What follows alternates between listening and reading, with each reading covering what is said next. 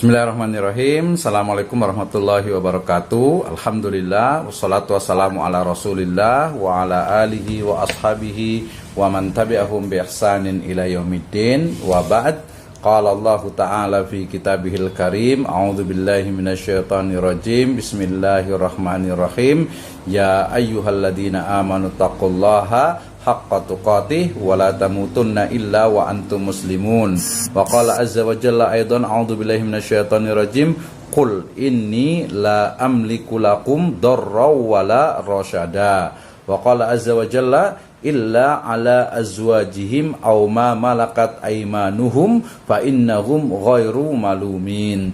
Amma ba'd, fa inna asdaqal hadits kitabullah wa khairal huda huda nabiyyu sallallahu alaihi wasallam. Alhamdulillah, syukur kepada Allah Subhanahu wa taala yang telah memberikan kepada kita kenikmatan iman, Islam dan juga ihsan. Kemudian salawat dan salam sama-sama kita panjatkan kepada junjungan alam habibana wa nabiyana Muhammadin sallallahu alaihi wasallam, kepada seluruh ahlul baitnya, para sahabatnya serta orang-orang yang senantiasa mengikuti jejak sunnahnya hingga akhir zaman. Pertama, kita bersyukur kepada Allah Subhanahu wa taala, kemudian salawat kepada Nabi sallallahu alaihi wasallam. Pemirsa sekalian, saat ini kita sudah memasuki di seri muamalah dan ekonomi syariah, dan kita akan membahas bersama terkait dengan nadhariyatul huquq wal milkiyah fil Islam. Jadi bagaimana teori tentang hak dan juga kepemilikan di dalam Islam. Ya, topik ini sangat penting sekali. Kenapa? Karena terkait dengan bagaimana sebenarnya perkembangan dari ekonomi dan bisnis syariah di Indonesia dan juga di dunia tentu saja. Ya, kemudian juga ini muncul karena memang kesadaran dari masyarakat itu akan pelaksanaan syariah Islam itu juga di bidang ekonomi dan bisnis syariah itu juga terus meningkat. Sementara ya terbatasnya pemahaman masyarakat terhadap teori atau terhadap hukum-hukum terkait dengan hak dan juga kepemilikan di dalam Islam. Sehingga kita akan membahas bersama pemirsa sekalian terkait dengan pertama adalah definisi, kemudian jenisnya, kemudian bagaimana akibat hukumnya, rukun dan syaratnya, kemudian tasarruf peralihannya, sampai akhir dari sebuah hak dan juga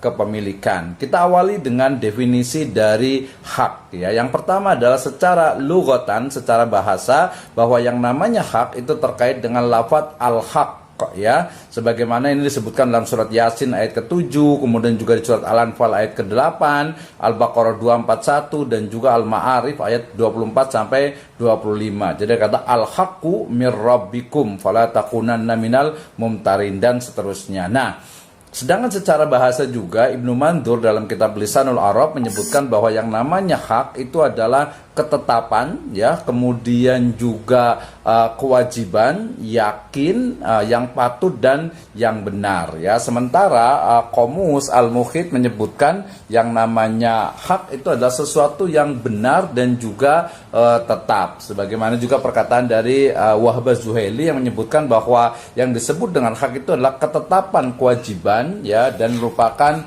bagian tertentu. Jadi kewajiban dan bagian tertentu itu adalah yang disebut dengan hak, ya. Sedangkan secara istilah Ali Al-Khafif menyebutkan, ya, mendefinisikan bahwa yang namanya hak itu adalah maslahatun mustahaqqatun syar'an. Jadi kemaslahatan yang diperoleh secara secara syara atau secara syar'i, sehingga di sana ada unsur hak yang berarti kekuasaan yang dimiliki oleh seseorang. Jadi kepemilikan akan sesuatu haknya, gitu ya. Kemudian yang kedua, hak juga bermakna al-hukmu, yaitu khitab, hukum-hukum yang berkaitan dengan amalan-amalan hamba yang berupa yang sifatnya itu adalah tuntutan, pilihan dan juga wadai. Maka pemirsa sekalian, berarti hak itu adalah sesuatu yang melekat kepada sebuah benda, ya, ataupun sesuatu yang ada pada diri manusia, atau kepemilikan ataupun sesuatu yang ada pada sebuah benda, ya,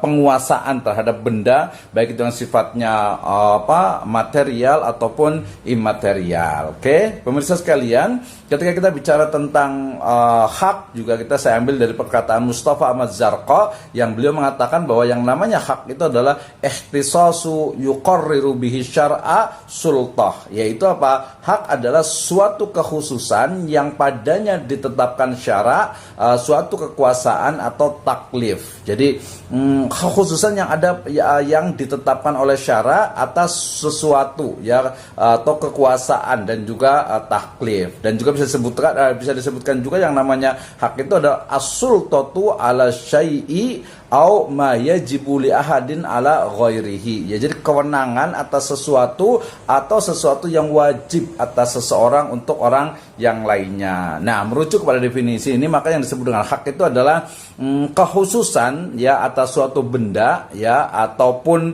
sifatnya itu bukan hanya benda tapi juga intifa ya, manfaat yang ditetapkan oleh syara. Baik, pemirsa sekalian, ketika berbicara tentang hak, jadi kekhususan yang ditetapkan oleh syara atas suatu benda atau manfaat itu adalah hak. Nah, hak ini tentu saja dia mesti ada rukun dan syaratnya. Ketika haknya itu terkait dengan benda, berarti nanti adalah hak kepemilikan ya. Rukun dari hak yang pertama adalah sohibul hak, yaitu orang atau pemilik hak ya. Biasanya ini bersifat ya hamba, maka misalnya hak yang bersifat hamba misalnya adalah pemiliknya adalah seorang atau sekelompok orang.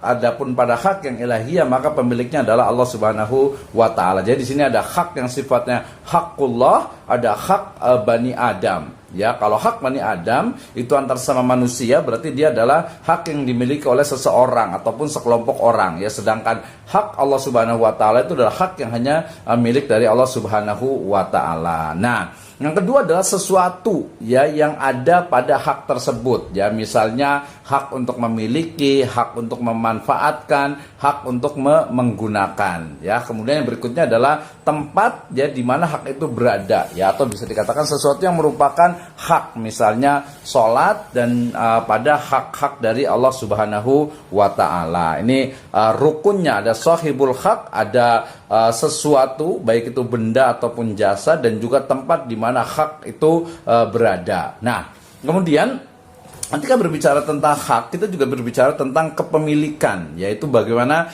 teori kepemilikan di dalam Islam. Karena nanti nyambung ya antara hak dan juga kepemilikan. Sehingga teori kepemilikan ini terkait dengan bagaimana malaka yamliku milkan, yang artinya itu adalah memiliki ataupun menguasai dan juga nanti mengumpulkan ya. Fairuz Abadi dalam Qomus Al-Mukhid menyebutkan bahwa al-milk atau malaka yaitu bermakna memiliki atau menguasai ya. Misalnya disebutkan, saya memiliki sesuatu dengan kepemilikan yang penuh. Malak tu milkan taman ya, saya memiliki sesuatu dengan kepemilikan yang penuh. Kepemilikan yang penuh, milkut tam, itu maksudnya adalah kepemilikan dari sisi bendanya, penguasaannya, dan juga manfaatnya. Ini dibahas dalam hal tentang kepemilikan ya. Hak kepemilikan menurut Ibnu Mandur dalam kitab Lisanul Arab menyebutkan bahwa pemilik mutlak ya dikatakan juga hakul mutlak, atau ya disebut sebagai pemilik mutlak itu adalah Allah Subhanahu wa taala yang maha suci ya, raja di raja. Dia adalah maliki yaumiddin ya, malikin nas ya, sehingga kemudian penciptaan pemilik yang berarti pemeliharaan dan juga pemilik seluruh alam semesta. Jadi Allah Subhanahu wa taala adalah malik, yaitu pemilik ya, sebelumnya juga khaliq yang menciptakan alam semesta. Sedangkan Mustafa Ahmad Zarqa menyebutkan bahwa hak milik secara bahasa berarti pemilikan atas suatu harta dan juga kewenangan ya untuk bertindak secara bebas terhadapnya, terhadap benda tersebut. Nah, ketika bicara tentang kepemilikan, ternyata banyak sekali ayat dalam Al-Quran, misalnya dalam surat Al-Jin ayat ke-21, di mana Allah Subhanahu wa taala berfirman, a'udzubillahi minasyaitonirrajim, qul inni la amliku lakum darra wala rasyada. Ya, sesungguhnya aku ya tidak kuasa mendatangkan sesuatu kemudaratan kepadamu dan tidak pula kemanfaatan. Ya, di situ ada la amliku, artinya saya tidak memiliki, tidak menguasai gitu ya. Tidak kuasa mendatangkan sesuatu yang sifatnya dor ya, kemudaratan dan juga rosyada, petunjuk atau manfaat. Kemudian kata-kata malakat ini juga ada dalam surat Al-Ma'arij ayat ke-30 di mana Allah Subhanahu wa taala berfirman, a'udzubillahi minasyaitonirrajim, illa ala azwajihim aw ma malakat aymanukum fa innahum ghairu malumin. Kecuali terhadap istri-istri mereka dan juga budak-budak yang mereka miliki, maka sesungguhnya mereka dalam hal ini tiada tercela. Jadi aw ma malakat aymanukum, aw ma malakat aymanuhum. Ya, jadi ada kata-kata malakat, berarti yang dimiliki, yang dikuasai. Ya, itu berarti menunjuk kepada apa? Milkiyah atau kepemilikan. Ya, singkatnya bahwa yang disebut dengan kepemilikan itu adalah penguasaan harta yang bersumber dari hal-hal yang disyariatkan. Jadi kita mempunyai, memiliki, menguasai suatu benda, suatu harta, baik yang material atau material, baik itu berupa materi, benda ataupun juga imaterial berupa manfaat. Nah, ada definisi dari Wahbah Zuhaili yang beliau mengatakan bahwa milkiyah atau milk ya itu adalah alaqatu bainal insan wal mal aqarruha syar taj'aluhu muhtasan bihi wa tasarrufu fihi bi kulli tasarrufat ma lam yujad mani'u minat tasarruf. Jadi yang disebut dengan milkiyah atau kepemilikan itu adalah ikatan hubungan ya antara manusia dengan harta yang ditetapkan oleh syar'a. Dia menjadikan kekhususan dan juga hak untuk memindahkan, mengalihkan, mewariskan dan seterusnya ya selama tidak ada halangan syar'i. Nah, ini disebut dengan teori kepemilikan ya, atau juga disebutkan juga bahwa milki itu adalah ikhtisasu bi syai'in yamna'ul ghairu minhu wa yumkinu sahibahu minat tasarrufat ibtidaan illa limani syar'i. Sama juga, jadi keistimewaan hak atas sesuatu yang menghalangi orang lain dari memilikinya dan pemiliknya bebas melakukan tasarruf, menjual, membeli menjual, menghibahkan, kemudian juga mewariskan dan sebagainya ya, selama tidak ada halangan syara. Nah, ini definisi dari milkiyah. Satu lagi yaitu di Ali Al-Khafifi dan juga Mustafa Ahmad Zarqa, beliau menyatakan bahwa yang namanya milkiyah itu adalah ikhtisas yumkinu sahibahu syar'an ayyastabda'u bitasarrufi wal intifa' inda adamul mani'us syar'i. Jadi keistimewaan ikhtisas atas suatu benda yang menghalangi pihak lain bertindak atasnya dan memungkinkan pemiliknya bertasarruf secara langsung selama tidak ada larangan syar'i. Ini adalah kepemilikan ya. Nah, kepemilikan ini terbagi menjadi dua, ada kepemilikan milkiyatul ammah dan milkiyatul khassah. Ada collective property di mana kepemilikannya itu umum, jadi suatu benda itu dimiliki secara bersama-sama, sedangkan milkiyatul khassah ya, kepemilikan yang khusus atau yang pribadi itu adalah kepemilikan yang dikuasai oleh seseorang. Jadi kepemilikan milkiyatul ammah itu semisal jalan raya, jalan tol, kemudian juga jembatan, pantai dan sebagainya yang memang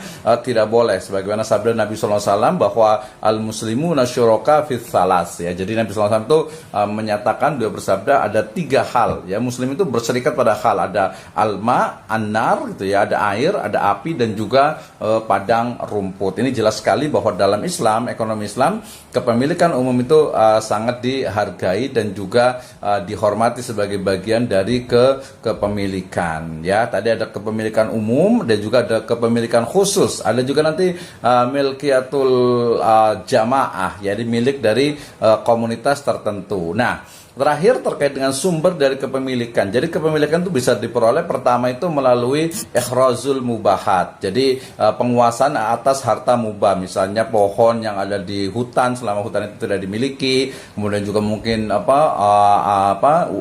misalnya lagi ikan yang ada di lautan atau juga burung yang sedang terbang, itu adalah ikhrazul mubahat. Termasuk kalau sekarang itu ya hasil dari inovasi, ya hasil dari inovasi atas suatu teknologi. At-tawallud atau anak pinak atau turunan ya. Kalau kita punya kambing, kemudian kambing itu beranak, maka anak kambing itu adalah jadi milik kita. Kita punya pohon itu ada anaknya lagi, ada turunannya, maka itu juga adalah milik kita. Kemudian juga ada khalafi atau penggantian, yaitu penggantian seorang atas sesuatu yang baru menempati posisi pemiliknya yang lain. Ada misalnya hibah, ada zakat, kemudian juga ada manfaat wakafnya, kemudian juga nanti ada waris dan lain sebagainya. Yang keempat ada al-aqd atau transaksi. Otomatis ketika ada jual beli, ketika ada akad tabarru ataupun akad tijari, itu menjadi sumber kepemilikan. Nah, nanti ada kepemilikan yang diharamkan dalam Islam Islam, misalnya dia hasil dari riba, kemudian juga berbuat curang, kemudian melakukan akad-akad yang diharamkan di dalam Islam. Nah, kepemilikan tadi ada yang sebelum milkiyatul tamah dengan milkiyatul khoso.